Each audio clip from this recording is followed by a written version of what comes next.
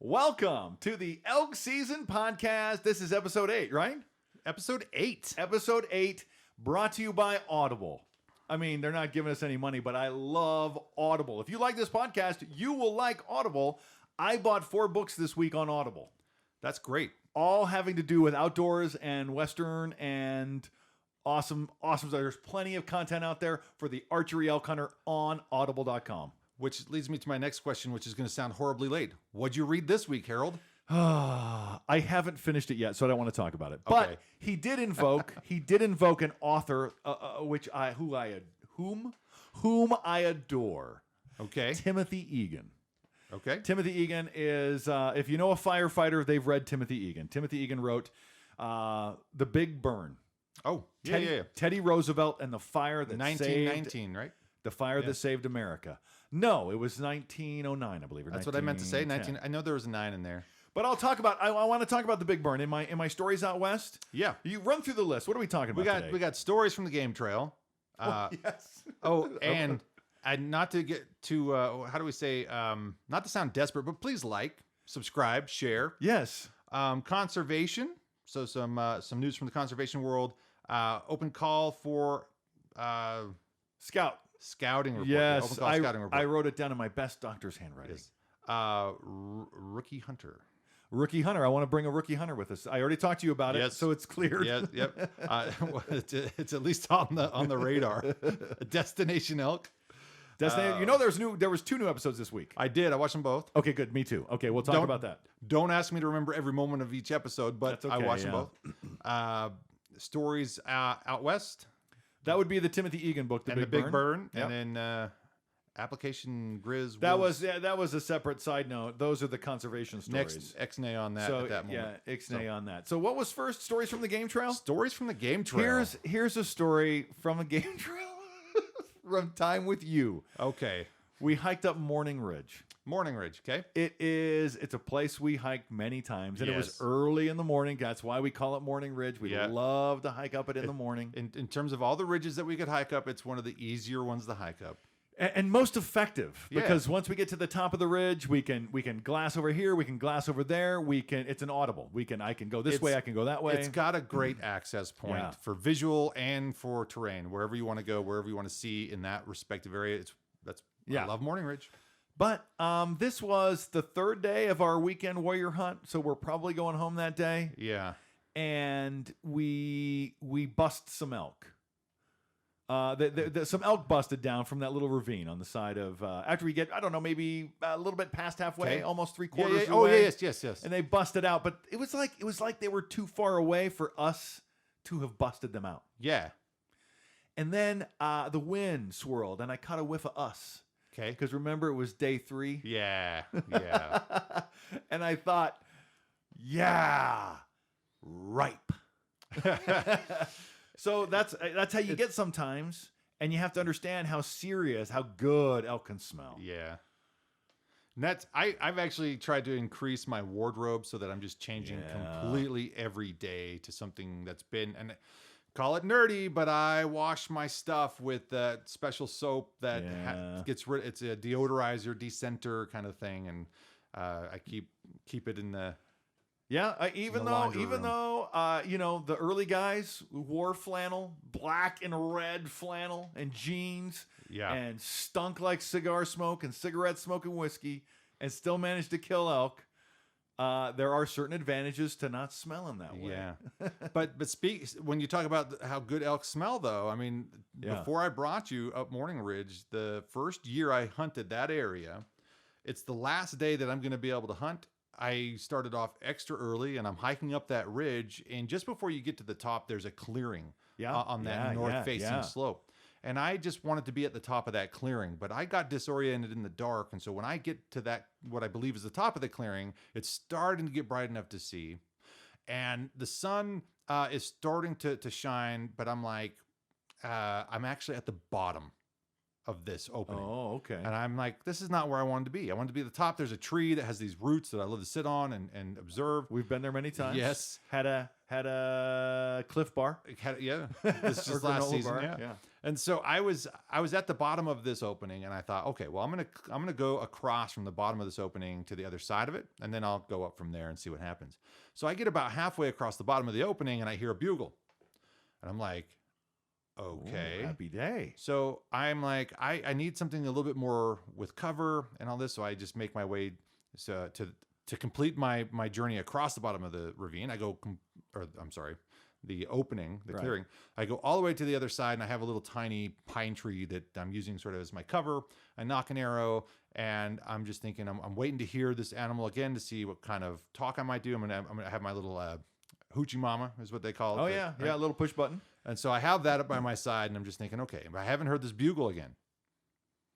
And so I go ahead, and I'm like, well, let's see what happens if I use this hoochie mama.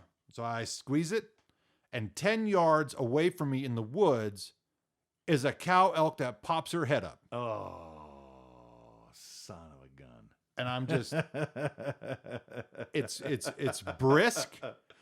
I'm trying to have shallow breathing because I know my breath is potentially visible, and I'm completely covered though. I have a face mask. I'm just every head to toe, and I'm sitting down, low profile, and she's just staring at me. And so I can't do anything. She is fixed on this double tree because I look like another bush. Right. And she looks around, and I'm just sitting there. I'm like, if I can get a chance, because there's nothing I can do really. All I see is her head. But she's 10 yards. That's how dense the forest is just below this spot. I just see her head. I see the color of her eyes. And then I see her look at me. And I see her nostrils flare. Wow. And they're dripping. They're snotty looking. And they flare up. And she's smelling for me. Yeah.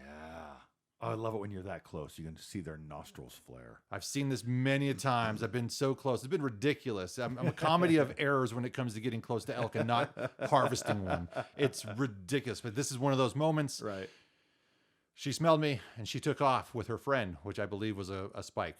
Oh. And so it might have been bigger. I don't know. I didn't see but there was a duo, and I highly suspected it was a bull cow setup, but they took off, and and that was an important lesson for me and elk, because I'd read for some time that you got to be quiet in the woods, and I know that previous hunts to that I'd harass you about, hey, let's get quiet, let's not make too much noise, and hey, even the rattling, the sound of your paper bag or you're opening your Cliff Bar, shh, quiet. Just everything. So I'm hypersensitive to sound, and I realized in that moment when those two elk took off out of there, elk are noisier than we'll ever be in the woods. Yes. And when you watch videos like Corey Jacobson and all those folks, they're out there stomping around when they have a bull coming in because it's replicating that animal and what they're doing. And so it's a sound an elk would make. A little less apprehensive. Yeah. There's certain noises I do want to avoid still, but for the most part, I'm not too concerned about. Unless you're walking too fast and making human sounds, but if you're paying attention to the pacing, you walk, you stop, you walk, you stop. That is more indicative of an elk grazing. Right. So, but yeah, that was an important lesson early in the morning, 10 flipping yards. Yeah. And then I found their scat. So I went on with my day, and I found with their trail, but then I saw where they came in at, and I actually found their scat from that morning. It was still that fresh green, still slimy, still squishy. And I was like, "You've got to be kidding me!" I saw elk on that hillside every day last year, 2021. I told you I would glass from over there, I would glass from over here, and on the last day, I said, "Just trust me. Let's go. Let's walk down here." And we did, and we did. The only bugle we heard this year, was from a spike right there on that same hillside. That was an exciting day, though. I mean, a little too late, but it was still kind of nice that on the last day we still had a chance to hunt something, because it was kind of a weird year. Just not as many animals, but that's the first spot, that clearing that I described on Morning Ridge, and I've told you this before, was the first place that I saw actual elk when I first hunted that area. I had Oh, really? Yes. Because you saw them from far away, though. Yes. Very far away. So if you, what do we call it? You hiked a couple miles past that point and looked back and go, oh, I should have stayed there. Yeah. So I was hiking my first day up there. I hiked up that trail, and then I'm like, I need to get a vantage point. And I didn't know where I was. I didn't know the mountain terrain, but I hiked up, I think, one of the steepest flipping mountains, which is on the backside of what we call the Ripper. Yeah. So that top of the Ripper. Yeah. Yeah. And I'm up there at 8:30 or 9 o'clock in the morning by the time I finally get up to that spot. Oh, wow. And I'm just like, already, I'm a little bit tired. I've already hiked quite a bit, but there were elk back closer to where I started the hike, because you can see where the trail system comes into that little range, and you can see just right above where we tend to have our base camp. That's where we call Morning Ridge, and there's elk. So I made my way back over. I jumped some whitetails, a small group of whitetail, not whitetails, I'm sorry, muleys. Okay, I was going to say, there's not a lot of whitetail in southern Idaho. No whitetails, my bad. Okay. Muleys. And then I got over there, and it was later that day when I've talked infamously, I think even on this channel, when I had a 4-point and a spike. Yeah. That was that same day. Same day over in the kitchen, right? But 2 different elk. Yeah. That's stories from the game trail. There it is. Oh, I love so many. Yeah. So many. I love reliving them all. And every year, I'm glad that we're doing this, because we can actually have a recording of it. I tried journaling it, but then I realized that I did a good job journaling up until about 2017. And for whatever reason, I have a gap of my memories for those years. And I can't remember what year was which. They kind of melded together because I just didn't journal them. Well, we got the podcast now. We'll keep it going. And that will be the journal. Moving forward, the journal will be this. So the journal will be the podcast. Anyway, so there's trails of the tales from the game trail. Yeah. Stories from the game trail. I almost said tales from the crypt. That's not even this. That's probably copyright infringement. Sorry. Probably. All right. Anyways, tales from the cryptocurrency. I saw that headline somewhere. I did too. I don't know. I didn't saw that last week. All right. Okay. But we want to talk about conservation news, stuff in conservation, and this is stuff that we found over just this last week of what's happening throughout the West in elk and elk conservation. And the stories that we come across are a lot of grizzly bears, wolves, elk, of course, and some random stuff. And a few random things that just fit into the conservation story. So we used to finish off with this. Not that anybody's listening, but we're going to do that. for the 2 or 3 people that are paying attention. We're changing format. You've always said know your audience, and I think I've told you I've gained a perspective. The audience, at least at this point, is me, and so I'm good. Okay, this works. All right. I'll take it. I liked one of our videos the other day. Don't forget to like and subscribe, share, comment. So what do you have? So I just pulled up applications. Let's talk about that real quick. So I did see a couple of posts this week. I think Montana has its reg book out. Yep, Montana Fish, Wildlife, and Parks has their 2022 deer, elk, antelope, moose, sheep. Knowing the reg book is a sport. In most states, you get that reg book, man, and you start studying it. Now, it's usually similar to what it was in years past, right? But understanding the differences. Oh, this year's different. Trust me, when you run into a guy in the field, and you're like, well, last year was like this.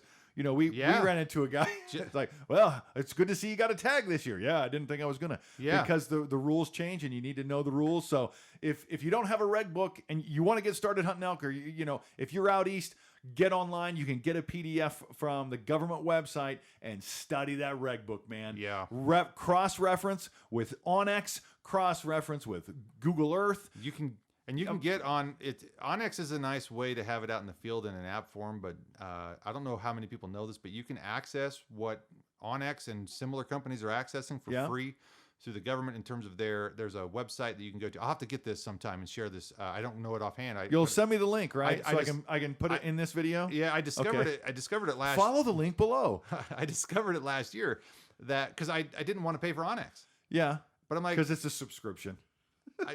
I needed to know some information about a place we were going, and I'm like, this has got to be. It's the free government website, but the Onyx has either got a contract or an ability to go. I mean, we all do have the ability to go access it for free, right? And see. It's just that Onyx allows you to have it on an app on your phone and out in the field. But other than that, I honestly don't know that I need it. Most of the places, right? Nothing against Onyx, by the way. Yeah, if they want to sponsor us, I will pay. It's more or less. I don't know I need it till I do. But I'm sure once I have it, actually, I know that going into there's so many millions of acres of public land. When you get so far past a border, you're like, I don't care where any borders are. I don't care what land is private because I couldn't walk there in a day, right? I couldn't make it to private land. But if we're going to go shed hunting, we're going to be where those animals winter, and that is going to be borderland, BLM, private. There's going to be a lot. There might be some issues. So I will want to know when we go shed hunting. Absolutely. Yeah, good information to have. Anyway, there's different routes is the point. So whatever your preference is, Onyx, one of them, the government website, another one. Yeah. If you have internet and you're comfortable using that website through a phone or a tablet that you have access through, it's just to each their own. Really, more power to you. Application period for those who want to hunt in New Mexico, elk in New Mexico. Yep, time to apply. If you want to go hunting out west this fall, time to apply is now.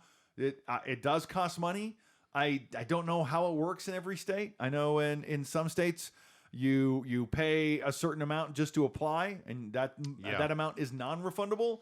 And then if you are successful in that application, you have to pay more, or you are not refunded the entire amount. You forfeit the entire amount.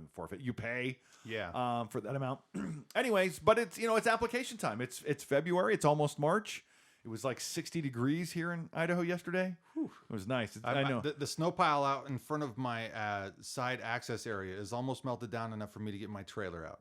My backyard has had snow, the same snow, since Christmas. I know. It's pretty awesome. Yeah. I like it. Rare. But at the same time, we haven't seen this in a while. Yeah, rare for southern Idaho. Yeah.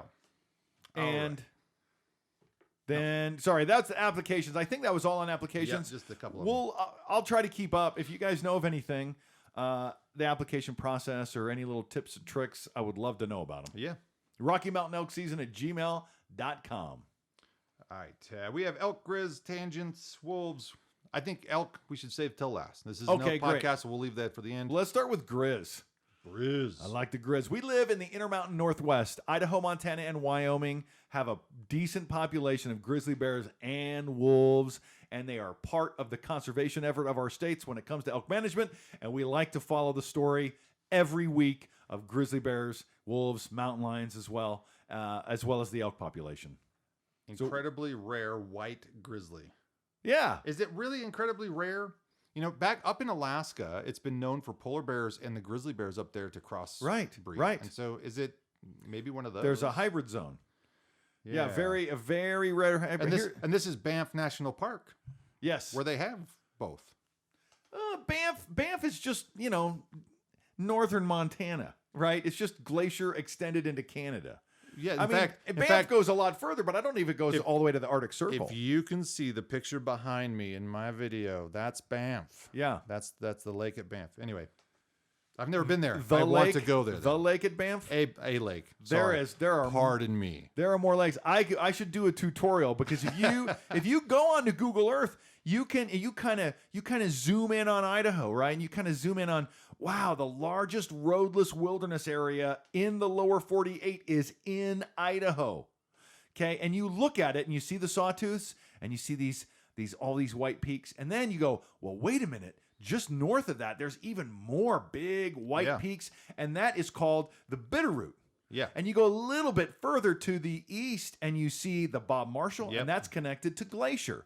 And then you get up into Banff, and it is like 5-10 times the size of the Bitterroots. Yeah. And the Bitterroots are not to be messed with, right? They're an incredibly huge mountain range. And to see something in perspective, you see it relative to Banff, or you see it relative to the Rocky Mountains in Alberta, and you're like, we ain't nothing.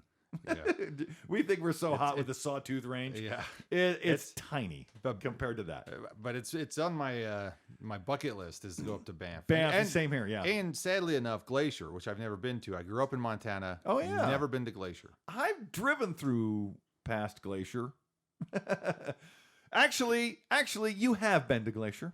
I just don't remember. I was a baby. Yeah, we rode a train from Shelby, Montana, all the way to Seattle. Yeah. And that was through Glacier National Park, then down to Portland, and then we went from Portland all the way to Shoshone. If you know anybody who has taken an Amtrak to Shoshone, Idaho, raise your hand. There's not very many people that have been dropped off in Shoshone, Idaho, but Grandpa lived there, and he came and picked us up in the middle of the night. There we go. And I did not know that until last summer. You told me that story, and I was, that's what had happened. Yeah, I remember one of the last times Amtrak stopped through there. I remember picking up one of our sisters who was coming back from. I think it was Beth. Really? Yeah. Oh, so I remember being. Sounds there like something Rita would do, like take a trip from Portland back to Shoshone. Anyway, I don't know if it was Beth. It might have been. I don't know. We'll have to talk to him next time we see him. Yes. Okay. We have 7 sisters. They're hard to keep track of. Yeah. All right.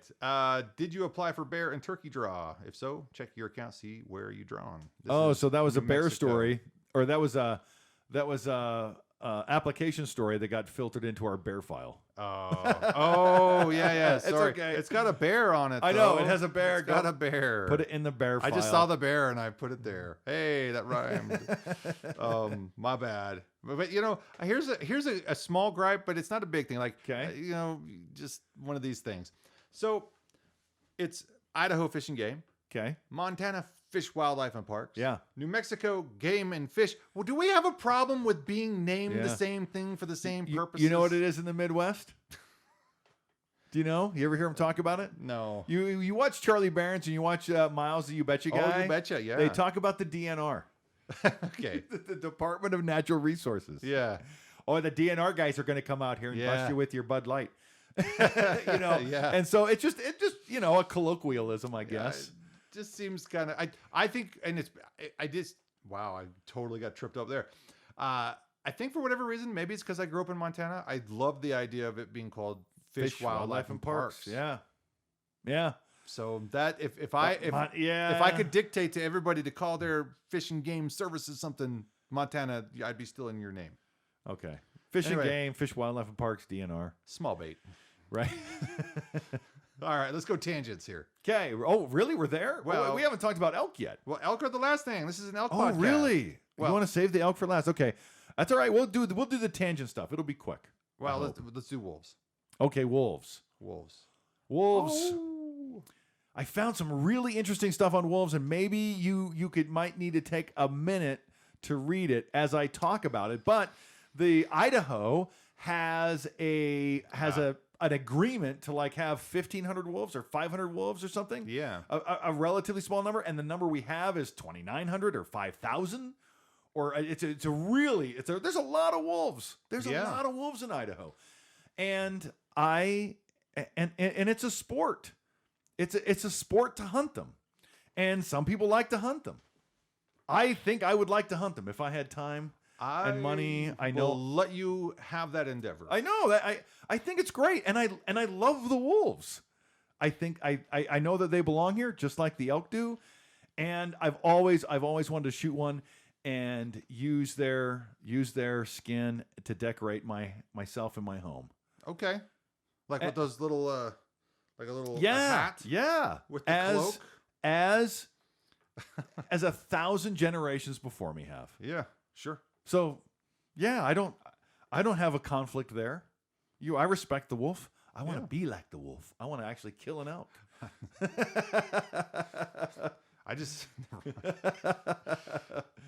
So anyways, there's a lot of wolves. I don't know. Can you...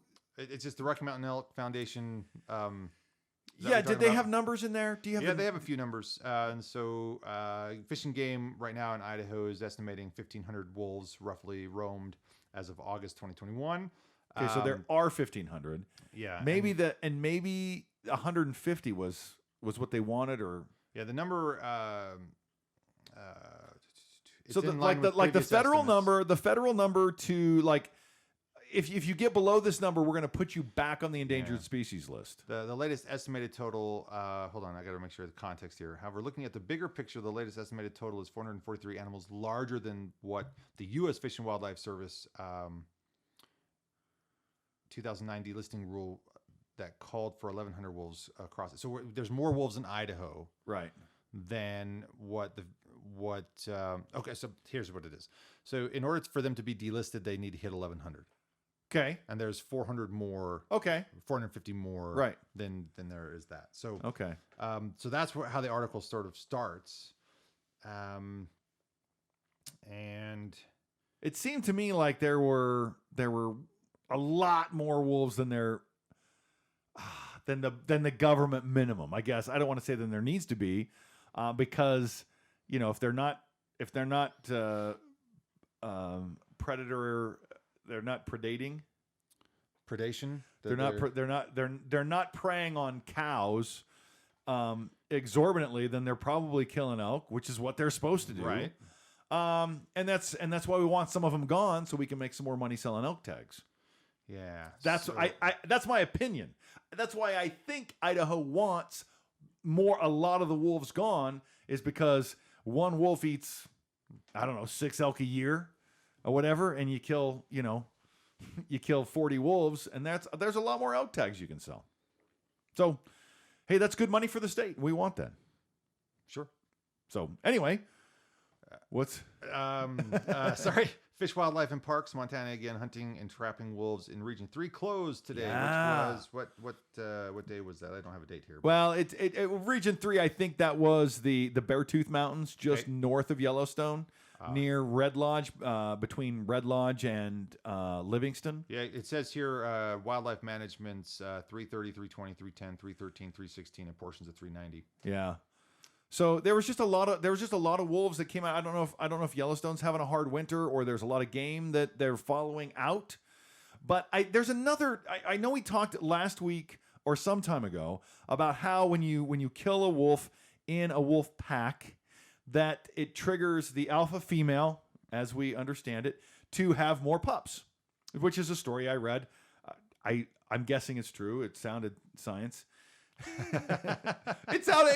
I don't remember the source. It's been so long. Yeah. I have been reading and trying to understand this wolf controversy for 25 years, more than 25 years. And so every time I come across a wolf story, there's a new data point. I came across this a long time ago. It made sense to me. The source made sense to me, and I've been quoting it. But there's more to the story, because if you kill the alpha female or alpha male, which is the mom or dad, then there are 20 more wolves out there going to start their own pack, and can really have a huge impact on what wolves do. So as many as there are lone wolves, maybe that happens when an alpha male or alpha female gets killed. Then there's a bunch of lone wolves that go out, but they can't get with their brothers and sisters, so they have to get out there and find something. And it makes more packs. Yeah. So okay. So it has an effect. It has an effect. I know most of the people I talk to are just anti-wolf or pro-wolf. Like, you can't kill them ever. Is there a middle ground? Probably. Yeah, it's where I am.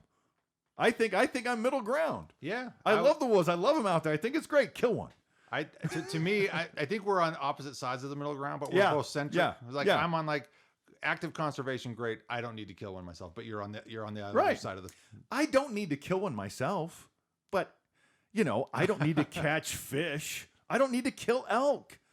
I have my buddy Slim. He gave me a hard time for never using a rifle and never harvesting anything, and I told him I had to come up with something to say to him, because he always made fun of me. And I always told him, if I want cheap, easy meat, I'll go to Costco. Right. You're just a lazy guy with a rifle. You're the kind of guy that lowers the basketball rim 2 feet to show off dunks.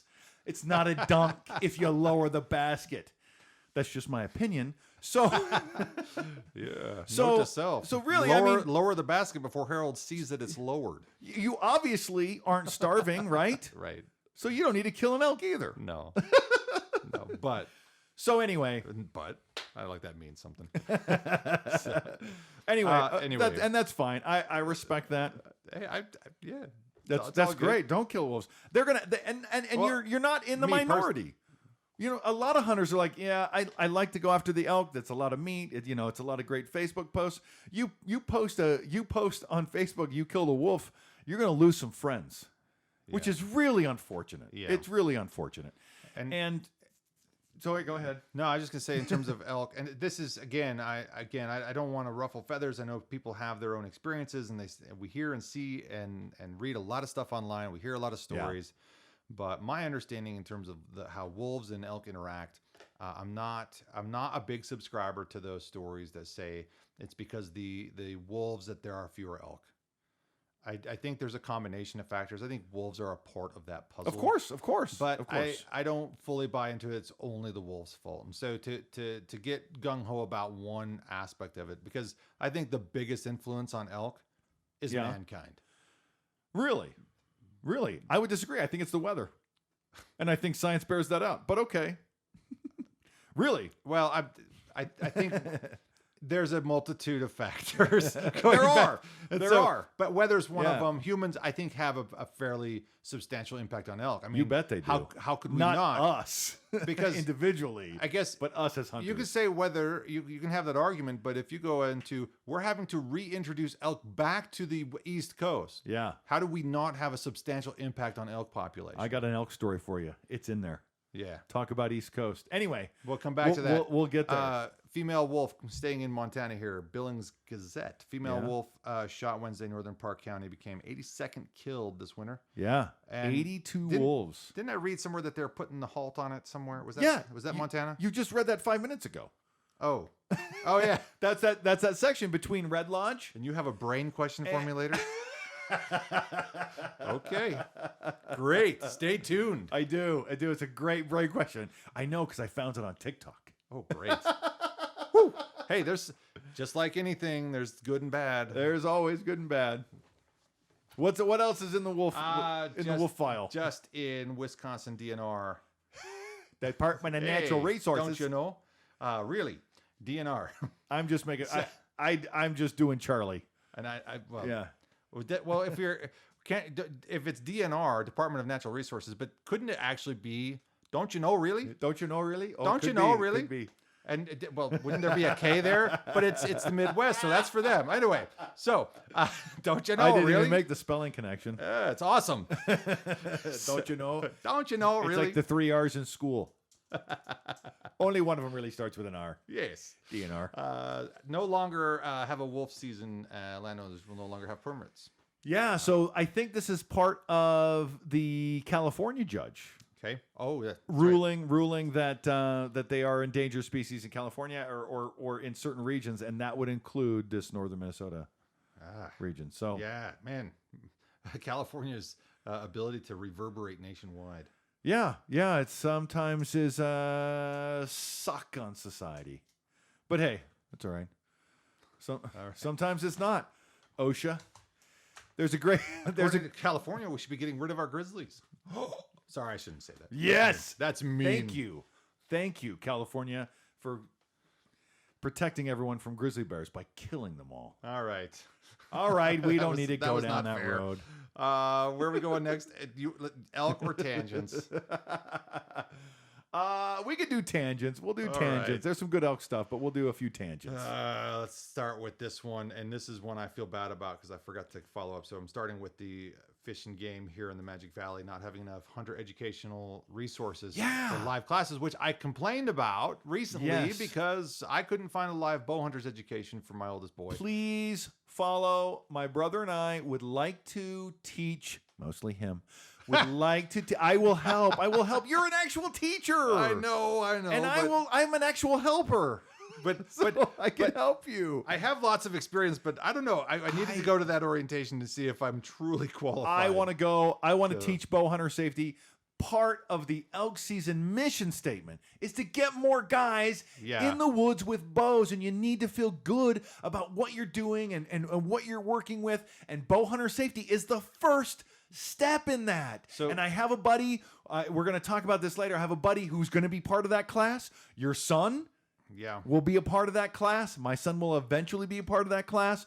So I would love to teach bow hunter safety. I would love to volunteer my time to help my brother teach bow hunter safety. So we just have to reach back out and say, hey, we dropped the ball on this because I saw it late. I did call. I could have left a voice message, but I was kind of in a hurry and my week was just so busy. That's all right. To it. Now, That doesn't mean I'm too busy to teach in the evenings. It's just during the day. I just didn't have time during their operating hours when you're supposed to call. Okay. And so I just got so busy. And I turned around. It was Friday. It was like 5:30. I was like, oh, I forgot. It's all right. So, I had a retirement party for myself this week, so I'll have time during the day to call now. So there's that. All right. Let's go to Montana Fish, Wildlife, and Parks again. Yes. Northeastern Montana, more moose have shown up. Yeah, this was a great story, and I actually read all the way through it. They talk about the different species of moose, the Alaska Yukon moose and the Shiras moose, and there's a little bit. There's another one, eastern moose. But they also what they talk about is the. I don't want to use the E word. We want to talk about how they've adapted over time because moose are new since the last ice age ended. They've only been here for 13,000 years, 14 to 20,000 years. Is that why their meat's so gamey? I'm just kidding. I don't know what. So that's they're basically the same thing, and now there's these hybridization zones, because they haven't had time to actually speciate. Okay. Right? You have the Alaska Yukon moose, which is just huge, but you have to be big up there to survive because all the other animals are bigger, and you have to have a distance to center mass of heat ratio, moon circumference. Some fun pictures on the internet from the moose in Alaska. Yeah.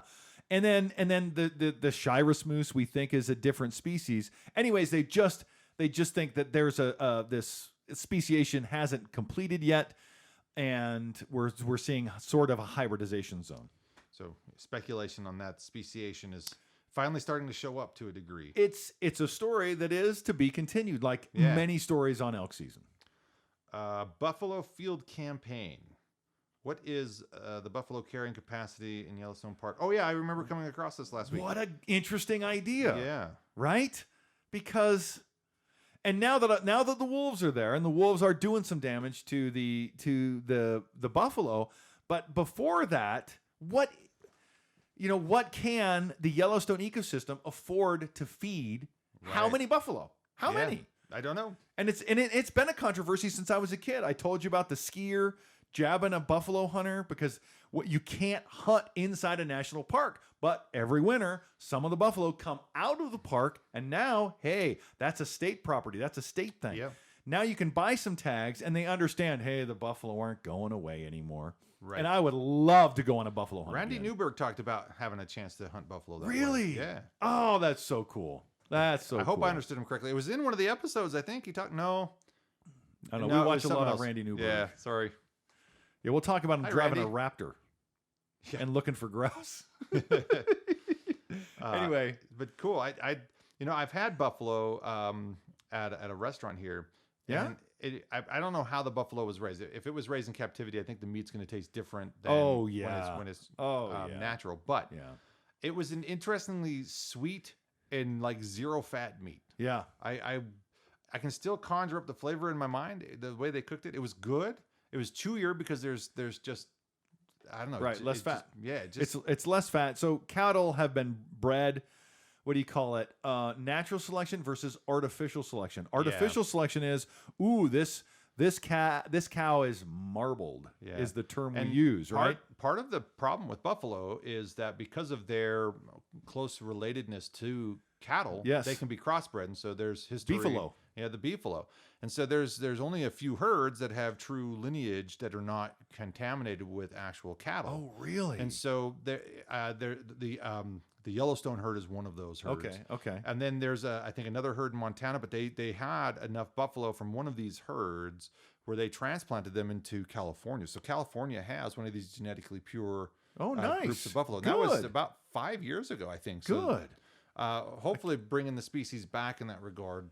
That would be fantastic. But again, at least in limited numbers. I mean, I have limited knowledge on it. There's probably more, but that's just where the knowledge starts, and we know that the Yellowstone herd tends to be that genetically pure, but it'll hopefully get bigger and bigger. Maybe it's a herd in not in Montana, but in New Mexico, Texas, Arizona, Utah, Canada. It's a Canadian. It was a Canadian herd that they moved some to California. Oh, if I remember right. Okay.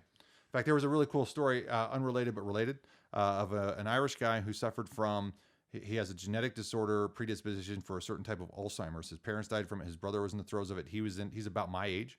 Wow. And so he learned that he has this genetic predisposition, and he rode a bike from over on the eastern side of Canada all the way across to California and around to Florida and back up to where he started.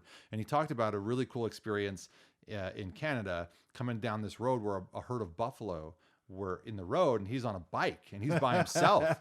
And so he is just riding, and he's just trying to focus on his goal, and the buffalo start running alongside him. Oh, And he goes, he was nervous, but it was also this moment exhilarating, but nervous because these things could just take him out. And it was a cool story. So I found a story. We didn't get around to talking about it a couple weeks ago, where the buffalo were so tired of the deep snow that they were on the road.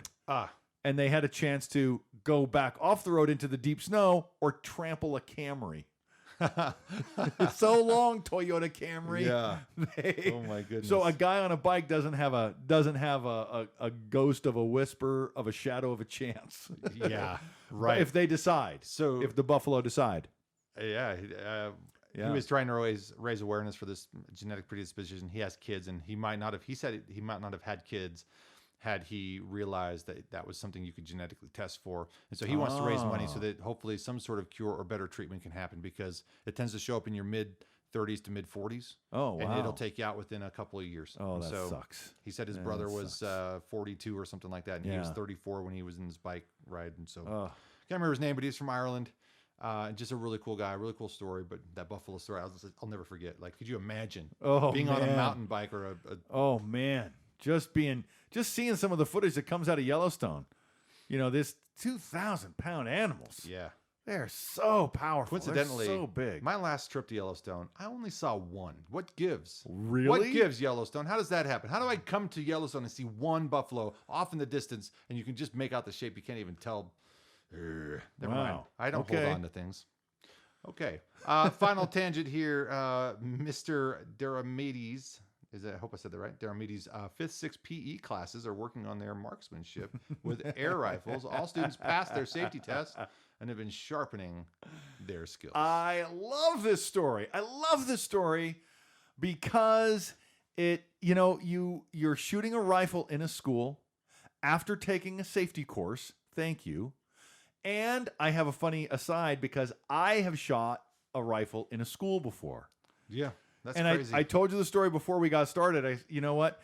There's a place, it's C.R. Anderson Middle School in Helena, Montana. There is a firing range in the basement, or at least there was when I was an itty bitty boy. And the scout troop, whatever troop we were part of, they said, hey, let's go down and shoot 22s. And we go into the school, and it's all about safety. The kids need to learn so much safety. It's so great that they're teaching this, but it might not be applicable in California. Yeah. Right? They don't need to. They're not using rifles. They don't use a rifle on a regular basis. They don't, and it's probably not applicable in Ohio, but it is applicable out west in a lot of places. A lot of these kids grow up, hey, with rifles around the house, and we want everybody to be safe with rifles. So having safety courses and having a course like this, I think is totally appropriate for school. That's my opinion. I think it's appropriate to know how to safely handle the objects that we have as human beings in terms of rifles, weapons, munitions, whatever. I mean, without that knowledge, you risk picking something up, not thinking about safety, and hurting yourself or someone else. And so, to me, I'm a big advocate of us having the right education. It's been impressed upon me when I took hunter safety in Montana, again when I took bow hunter safety again here in Idaho. When I took my own children to hunter safety courses, to realize that it's a powerful weapon. Yeah. Even a bow can be super dangerous. You can't be too careful. So I have another piece to this. Okay. I saw a clip on TikTok this week. You know who Michael Gross is? He was the dad on Family Ties. Family Ties starring Michael J. Fox. It was a show in the 80s you probably didn't ever see. I know. I can see certain things, but I did not watch it. I was too young. So he was Reba McEntire's husband in the movie Tremors. Oh yeah. The super off-grid gun nut crazy. Yep. Anyways, that's Michael Gross. And so they showed a clip from Tremors. He gives an unloaded gun to another guy to give him confidence. Yeah. And the guy comes back to him and says, "Why'd you bother doing that? It's unloaded." He takes the gun back from him and checks again to make sure it's unloaded. Yeah. Because that is proper gun safety. Yeah. So I just love that clip was on TikTok. And always a good lesson. You can never be too safe when it comes to firearms. Never too safe. Never too safe. But I did fire guns in a school. Legally, under adult supervision, because I was just a kid.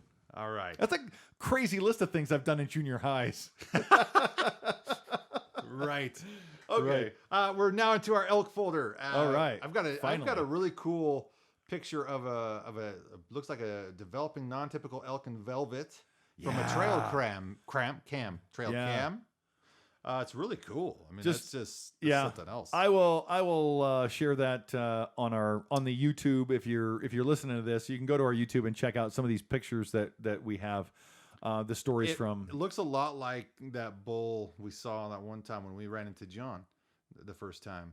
Oh yeah, we were looking at a couple of bulls coming down the hillside, and one of them had a non-typical antler coming down in front of its face like that. It's called a drop tine. Yeah, had a drop tine. And so, but that's when we met John. That's right.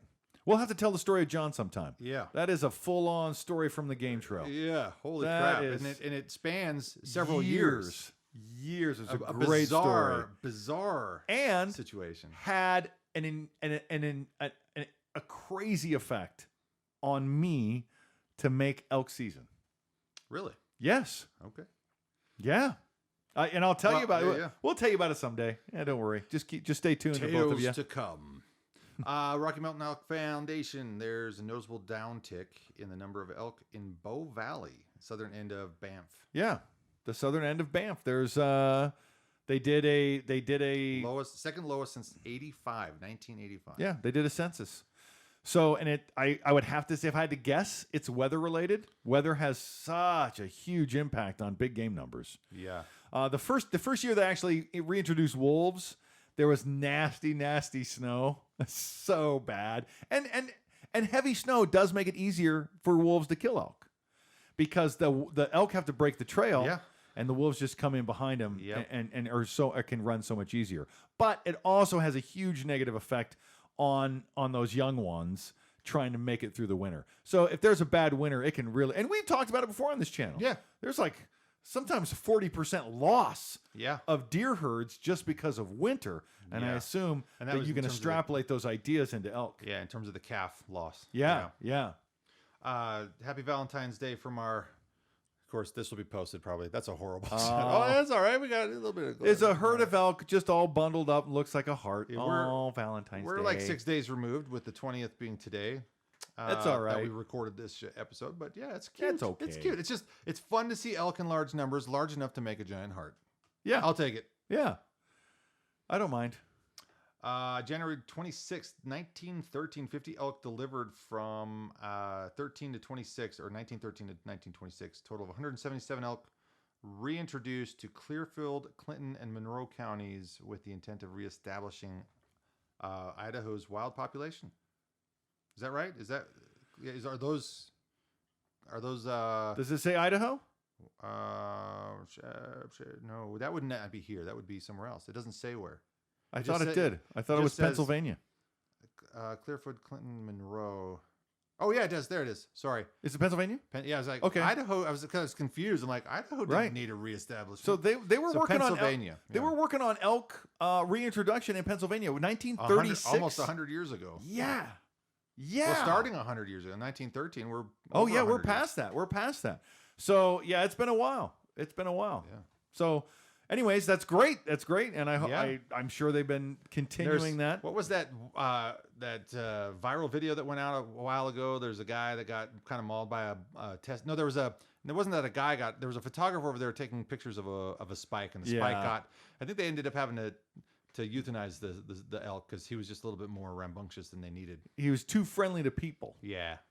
Don't feed the animals. There's such an important sign at the zoo, and when you go out into the woods. Right. Go watch Fatal Attractions. You're going to learn all you need about people who want to make friends with the animals, like the bears and the elks, and these things will kill you. Yeah. I know. I started a pen pal relationship with a trout once. And it just... The relationship was swimmingly. When she broke it off with me, I cried. All right. We're moving on. No, I don't know. Something about your story is a little fishy to me. Oh. I was looking for a better joke. I had to recoup the first attempt. I fell You'll off. make a good dad someday. Yeah. Yes. Swath of vital western Montana elk winter range is now conserved and open to the public, thanks to collaborative effort by Bureau of Land Management and the Rocky Mountain Elk Foundation. The Rocky Mountain Elk Foundation has been buying private property and giving it to the public domain. I would have to research more to know the numbers of it, but the Rocky Mountain Elk Foundation, I know a couple of friends just northwest of Missoula started the Rocky Mountain Elk Foundation with just that intent. And I'm sure it's in the book I'm currently reading, but I haven't made it that far into the book yet. I mean, I have an hour and a half left out of a 9-hour book. So, and he's chronicling the history of our public lands. Okay. So how did it all start, and how did it grow, and who takes it away from us, and who gives it back, and what's the story of our public lands? Because it's a great story, and it's one we should all be concerned about. I also wonder because back in the day, one of the largest public landowners in the United States was Ted Turner. Yeah. Right, of was CNN. Yeah. CNN and WTBS. The Atlanta Braves, but he was a billionaire. Yeah, but I remember watching a thing on him, and he talked about how all of this land that he owns, he wanted he was giving back to conservation. Oh, great! But how is that going to be used? And so I'm curious to see how, because there's millions of acres that he owns. Yeah. And so if it's going to be given to conservation, I'm hopeful that it, at least to some extent, can also be utilized by the everyday man, like hunters. Right. So, hoping to participate in this year's big game hunts, the application period. Oh, got an application period snuck into our elk. It's got a picture of an elk. Forgive me for... oh, yeah, it's part of the elk story. Listen, it's all part of it, man. It's all part of it. The point with application deadlines, regardless of what information we have and when you get it, just know this. Deadlines happen. Make sure you're in the know. Find out what you want to do, when you can do it, and be in line before everybody else as much as you can. Yeah, plan ahead. So plan ahead. Plan ahead. All right.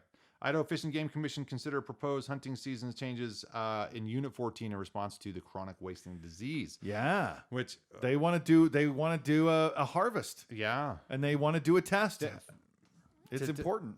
I had a thought on that because if we thin the herd to thin the risk, I think is the headline I saw. Okay, thin the herd to thin the risk.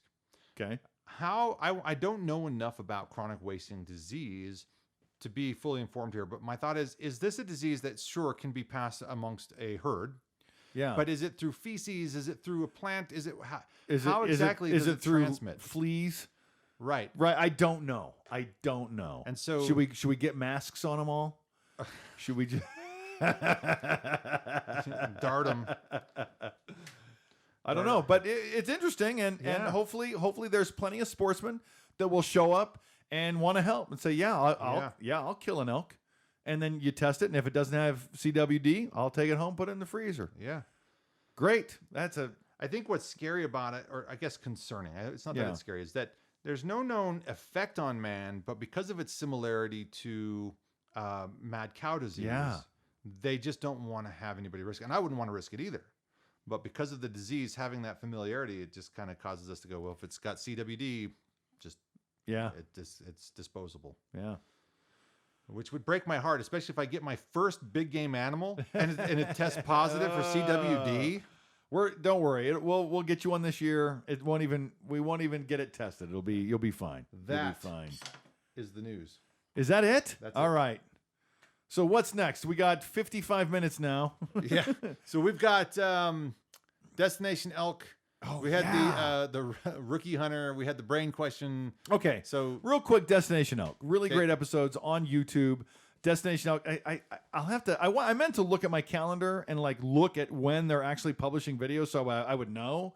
But at this point, I'm just guessing. I just go like to YouTube every day. Just like this podcast, if you're watching us on YouTube, click that little subscribe button down below, but also check that little bell icon, which will give you notifications every time we publish a podcast. Maybe I should. Maybe I should click the ding on Destination Elk. They don't ever ask me to. Yeah. They don't. If they would, I'd be like, oh, that's a good idea. That might be useful. I should do that. I just realized I haven't done that with them either, but we had that conversation before we started today. I'm like, you know what? Plug it. And now for Destination Elk, I need to go do that too. So the kid, I gave a hard time to the kid that satellite texted a buddy to carry his elk out. Yeah. And I actually commented on that video on YouTube. Okay. Personally, I said, hey man, sat texting a friend to do the real work on an elk hunt is unsportsmanlike conduct. Very disappointed. Okay. That's what I said. Okay. But then in subsequent episodes, he went on to say, it feels weird not carrying my elk out. Okay. It should. Yeah. And he ended up carrying the head out. Yeah. Which is, the cool part. And it did look really cool. It was a really cool looking I mentioned that I would do that. I would do the cool part if I was in that situation. And that part. You would, but would you, I don't know. Would you sat text a friend? I mean, if you're not... Again, I don't have enough information about why he's in the position to be able to do that. Maybe it was a collaboration. Maybe it was just... I don't know. Yeah. But if I... For instance, if I had a friend with llamas or horses or something, and they're like, hey, man, I can help you out. Just let me know. I can't say I would say no to that. Really? Okay. Because I just like... It seems more efficient. I like the work. I just like it. I like the story. I think I'd like the work. Every time I sit down, I sit down and feed my kids that elk, I'm going to tell them, I packed this out myself on my back. You better like this food. I'll tell you what, every time you eat some elk around the table with the kids, you know what? He was upwind from me about 25 yards. I couldn't see him. Everything about that story has to be tied to me. I don't want to see. Be thankful for this elk and the guy I satellite texted to come pick it up so he could bring it to our freezer. I think I'd be the same way. Anytime we'd eat the elk, and here's the thing: my family would all eat the elk because they couldn't get rid of it fast enough to get me to shut up. So I've just realized that I could be getting my kids to eat. It's important. Better. Yes. Yeah. It's important to have that part of the story. Shut up. Gosh, he's anyway, it was nice to see him feel weird about not carrying his elk out, and it was nice to see him carrying some of his elk out. And I'm sorry a little bit for getting all emotional about it. It's all right. I'm passionate about elk hunting. If I had a friend who had that helicopter on your shirt, I'd have him come get me. I mean, hey, I've wanted to ride in that helicopter. I've got an elk down. Could you come get me? Sure, buddy. I'll be there in 10. All right. Yeah. All right. If that was a thing, I might. If I had a drone that could lift that much weight. Maybe. Maybe. Okay. Yeah. Where to next? Brain question. Let's. So I just want to throw this out one more time, and that is I want to compile a scouting report. I may even want to go hunting with you. If you live out east and you're looking to hunt Idaho, I will create a scouting report for you. I will go out. I'm going to do this anyway. I don't have a recipient yet. I know I'm going to create a scouting report. Maybe I'll just publish it. The unofficial guide. And show you. I'm not a guide. That's exactly what I said. Sorry, unofficial guide. Yeah. I'm just supporting you, man. I just love this sport.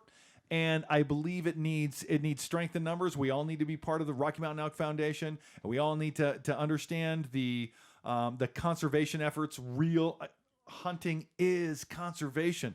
Come out west. I want to do a scouting report. If you want me to go hunting with you, I will. And I'll create a scouting report for you, free. The cost, I guess, would be a trade of, please let me link to your YouTube. You film the hunt. I'll film the scout. You film the hunt. Let's see what happens. So I just wanted to throw that out there again. The other thing was a rookie. I already talked to the rookie. I already talked to my brother. I've cleared it through the proper channels. I have a good friend, and I've been backpacking with him a couple times, and I always say, man, this is nothing. You got to come elk hunting. You got to come elk hunting. He's like, I'd love to, but he also needs bow hunter safety. Yeah. So I want to walk him through the whole process, and I want to talk about that process here on the Elk Season podcast, and to be continued. Yeah. We will continue to talk about both of these things every week, and until we have something else to talk about, until elk season. Sweet. When it happens. So now I want to get to the brain question. Okay. I found a very fun brain question on TikTok. Okay. It might take a second. And please understand, my brother is a brain expert compared to me. Okay, that's fair. Relative, That's fair. Relative to me. You teach brain stuff. I do. Give us your credentials.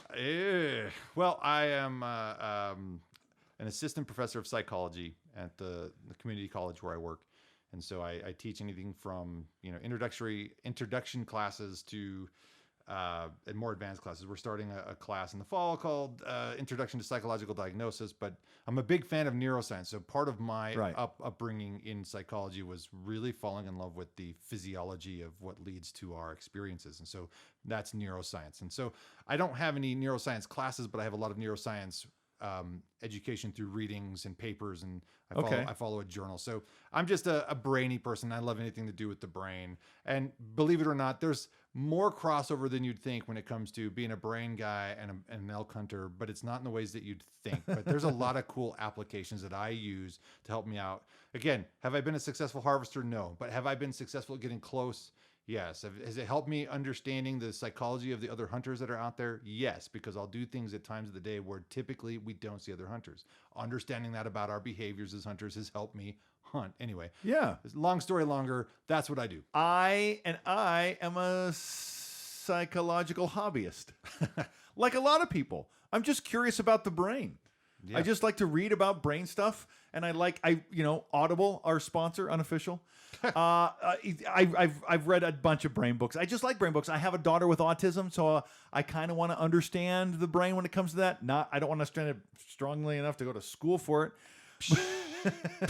Right?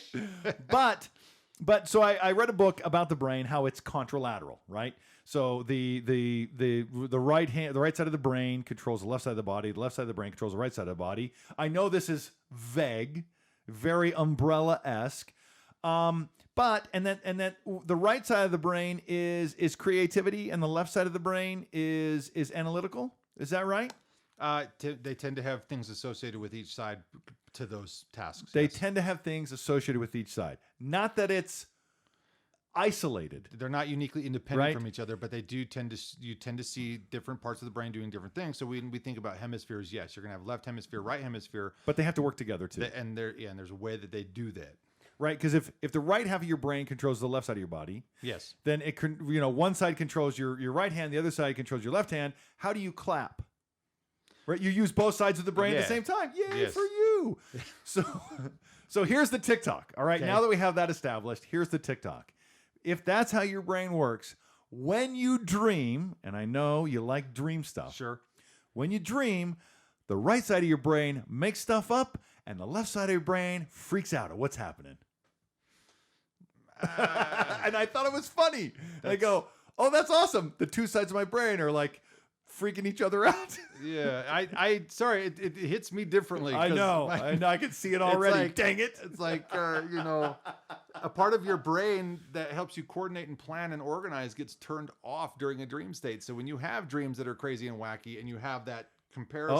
Okay. It's actually like the part of your brain that's meant to help you organize that content of thought is actually not. It's taking the day off. It's taking the night off. Well, it's taking the stage of sleep off because it typically happens during a rapid eye movement stage. So you're supposed to that stage of sleep is when you tend to have the fancy dreams that are morphological and have a lot of different things going on. But you are supposed to if you see somebody in a rapid eye movement, and you don't have to be a brainiac to see this, so they'll be asleep and it'll look like they're looking around the room. Yeah, they're in a rapid eye movement sleep, and your brain shuts off this part and stops communicating to the motor muscles of your body so that you don't get up and walk around in a dream state, because your brain will be alive, will have more activity than any other state, whether you're asleep or awake. Really? You have more activity during that stage.